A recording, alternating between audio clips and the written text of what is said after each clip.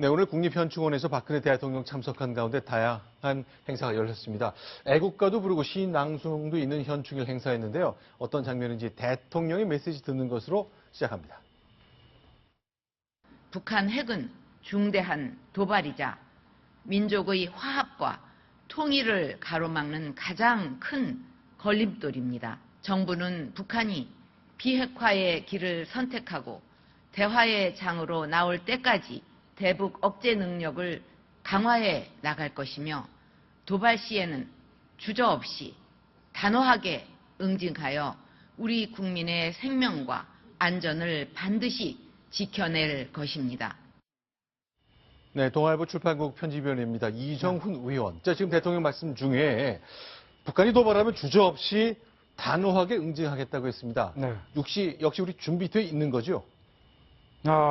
저는 퀘스천 마크를 달겠습니다. 아, 그렇습니까? 제가 국방을 보는 기자 입장에서 솔직하게 말한다면 네. 대북 억제 능력을 강화해 나갈 것이며 도발 네. 시에는 주저없이 단호하게 응징하겠다 이렇게 하셨는데 네. 북한이 4차 핵실험을 한 이후에 대북 억제 능력을 강화한 게 뭐가 있느냐라고 대통령께 질문을 하고 싶습니다.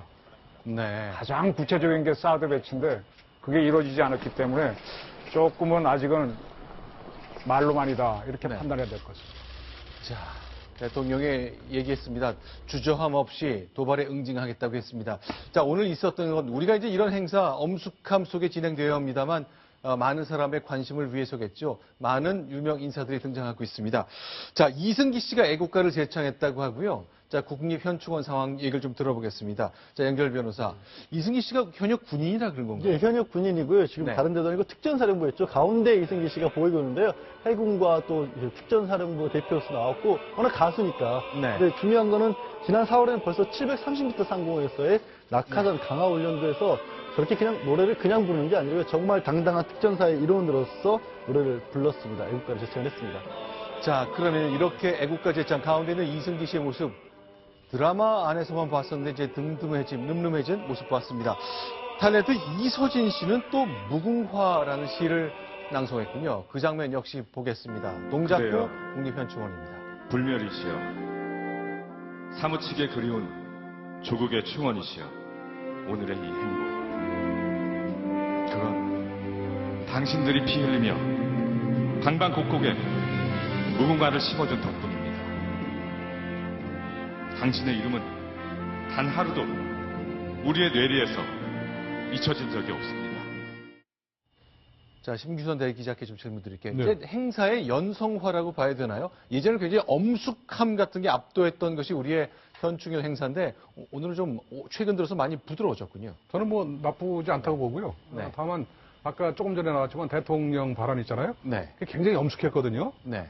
사실은 저는 우리 이정훈 의원이 얘기했지만 그 부분은 또 그 부분이고 네. 제가 볼 때는 미국과 중국이 사실은 대북 제재를 놓고 좀 엇박자를 보인 그런 부분에 대해서 네. 외국에서 돌아온 대통령이 사실은 우리의 입장을 분명히 밝혔다는 그런 의미도 있습니다. 네. 그런 면에서는 저는 그 대비 태세가 어떻게 되는지는 또 별도의 문제로 대통령이 의지를 밝혔다고 보고 뭐 대통령은 저렇게 의지를 밝히고 네. 그다음에 행사는 또 저런 식으로 하는 것이 저는 뭐 우리나라의 어떤 그 국익이나 네. 국격이나 또는 뭐 거기에 대해서 전혀 뭐 문제가 저는 없다고 보는 편입니다. 네. 자, 그런데 오늘 합창단에는 또 가수 한 명이 있어서 눈에 띄었는데 아주 공전의 히트를 쳤던 태양의 후예라는 드라마의 주제곡을 불렀던 가수죠.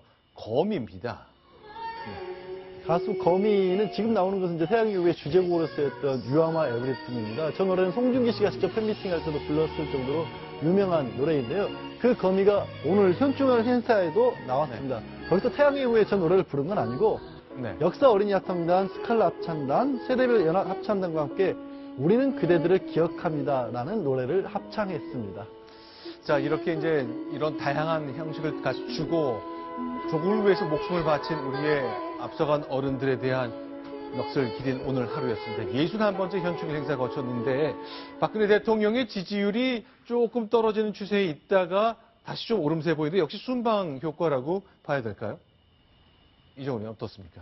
순방 효과라고 봐야 되겠죠. 네. 이번에 가서 많이 애를 쓰셨고 이란을 갔다 온 것도 상당히 의미가 있었고요. 쿠바를 가서 돌려놓으려고 하는 노력, 물론 장관이 갔지만 상당한 노력으로 평가를 할 수 있습니다. 네. 자, 이렇게 됐는데 이제 역시 아프리카와 프랑스를 방문했는데 어떻습니까? 지금 여기는 샹젤리제 거리입니다. 그 유명한 그곳인데 대통령 차량 행사와 함께 기마대, 기병대가 호위를 한 것 좀 보고 있습니다. 양 변호사, 여기가 지금 다 막았다는 거죠? 예, 샹젤리제 거리를 나왔어요. 아마 네. 저기는 엘리제궁으로 가는 길로 보입니다. 저렇게 해서 엘리제궁에 들어가셔서 정상회담도 있었고 네. 또 예, 지금 엘리제궁의 모습이 보이는 아, 지금 대통령궁이군요. 예, 네. 그곳에 가서 정상회담을 가졌었죠. 네. 그 다음에 이제 옮겨가신 곳이 그 유학생활 하셨던 그르노블 씨의 하숙집도 또 방문하는 일정을 가지셨습니다. 지금은 계속 이제 엘리제궁의 모습이 나오고 있습니다. 네. 프랑스 대통령은 굉장히 화려한 모습 좀 보고 있습니다. 네. 저 어떠세요? 지금 밖에 저 화면을 보시면 네. 역대 대통령들이 왜 그렇게 외국에 나가고 싶어 하는지 네. 좀 느끼시지 않겠어요? 국내는 엄청나게 비난받고 비판받고 골칫거리가 많은데 네. 외국에 나오면 엄청난 대접을 받습니다. 그리고 그렇죠. 굉장히 충실한 네. 그야말로 국가를 대표해서 네. 정말로 충실한 그런 업무를 하는 것처럼 네. 그렇게 느껴지기 때문에 네. 대통령들이 외국에 나가면 굉장히 업됩니다. 네. 그런 면에서는 그거를 비할 생각은 추호도 없습니다만은 네. 하여간 그 역대 대통령들이 그 외교에 굉장히 매달리는 모습을 보여주는 네. 그런 이유 중에 하나고요. 두 번째, 저는 좀 외람된 얘기지만 제가 그 대통령이 외국 나가가지고 이렇게 활동하는 걸 보면서 네. 굉장히 이제 긍정적으로 보는 부분이 뭐냐면 네. 그 나라의 국민의 마음을 잡기 위해서 굉장히 섬세하게 준비를 한다는 거거든요. 네. 예를 들어서 국가의 색깔에 맞춰서 한복을 입는다든가 이런 네. 거는 엄청나게 본인, 지금 저 대목도 마찬가지인데 지금 저 프랑스 국기를 상징해서 삼색으로 했다는 거 아닙니까? 그렇죠. 이란 갈 때도 그러셨거든요. 네. 저는 그런 섬세한 마음을 네. 좀 대한민국에 돌아오셔서 네. 다른 당과 또는 국민과의 어떤 그 소통에도 좀 활용해 줬으면 대단히 좋겠다. 네. 그런 생각을 정말로 많이 합니다. 자, 박근혜 대통령 프랑스하고 아주 각별한 인연이 있습니다. 42년 전 1974년 서강대 전자공학과를 졸업한 이후에 프랑스 유학을 떠나는데 그 당시 어학연수 6개월 한 뒤에 급거 귀국해야 했습니다. 다 이유가 있는데요. 박근혜 대통령 이번에 그 당시 하숙했던 하숙집 딸을 만났습니다. 보겠습니다. 후려증을 이렇게 42년 만에 갖는 거는 정말 세계적으로 없는 일이라고 생각합니다. 네, 토론식으로 이렇게 수업을 하고 하던 게 인상 깊게 토론식 그 수업을 하는데 저도 나서가지고 불어로 한국을 소개하는 기억이 납니다. 큰 기쁨이고 영광이고 감격스럽습니다. 이렇게 다시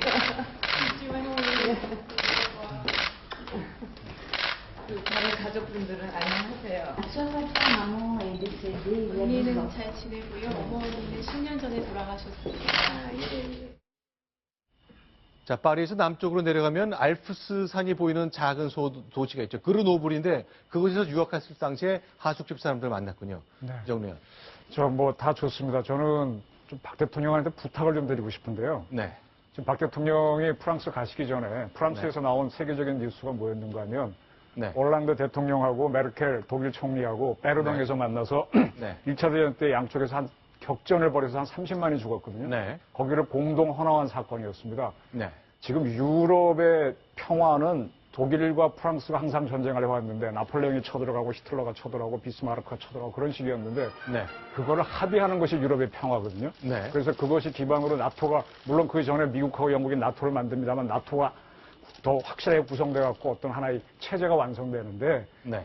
지금 그 독일하고 프랑스의 그 어떤 베르동에서 다시 양 정상이 네. 만나는 건 대단히 의미가 있습니다. 이걸 동아시아로 확대하면은 네. 한국과 일본의 화해입니다. 네. 지난 연말에 대통령이 위안부 문제를 타결 지으셨는데요. 그럼에도 불구하고 아직 아베하고 어떤 제대로 된 정상회담을 한다든지 하는 문제를 못 하는데 네. 저는 이왕 프랑스에 가신 거 하숙집 딸 만나는 것도 좋고 42년 만에 어학연수증 받고 메르스 복구하는 거 다 좋은데 네. 한번 프랑스의 큰 정치 네. 그걸 한번 보셔야만 그걸 한번 제대로 보고 오셔야고 한국에서 실현해야만 네. 한국의 안보가 아까 말한 대로 현충일 기념사에서 대북 억제 능력이 정치적으로도 올라가려면 그런 걸 좀 해야 된다는 말씀을 좀 드리고 싶습니다. 알겠습니다. 박근혜 대통령 10박 12일간의 그 아프리카 3기국과 프랑스 순방을 마치고 돌아왔습니다. 오늘 현충일을 맞아서 여러 가지 대북 메시지도 내놨습니다. 단단한 준비가 필요할 것 같습니다. 그래서 안보 이슈 집중적으로 점검해 보겠습니다.